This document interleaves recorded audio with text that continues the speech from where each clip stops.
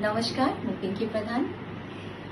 प्रभु जगन्नाथ रथयात्रा खूब शीघ्र आसुची एवं ए रथयात्रा आमे जानिछे जे लक्ष लक्ष लोक जोग दियंती आ से प्रभु को महिमा रु देखु 2 वर्षर अंतराल परे आमे समस्ते प्रत्यक्ष भाव में रथ टाणीबा।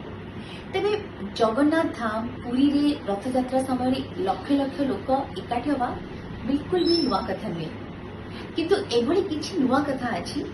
आमे जो नुआ कथा को करिले आम जीवन सहित अन्य समस्त जीवन ए पृथ्वी आमर जो परिवेश सबु किछि सुरक्षित हो पारिबो। तेबे सेमती गोटे कथाटी होछि सिंगल यूज प्लास्टिक को वर्जन करबा।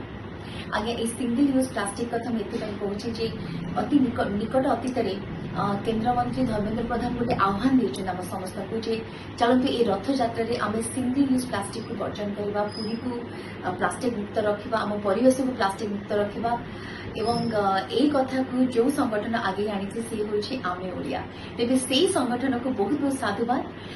आमे ओडिया सहित मु तो सामिल हेछि, मु संगठित हेछि। आशा करबी जे आपण माने समस्त मध्य जगन्नाथ के पाखे आम पण करी रथ यात्रा रे सिंगल यूज प्लास्टिक वर्जन ए नाराटी को यथार्थ करवा।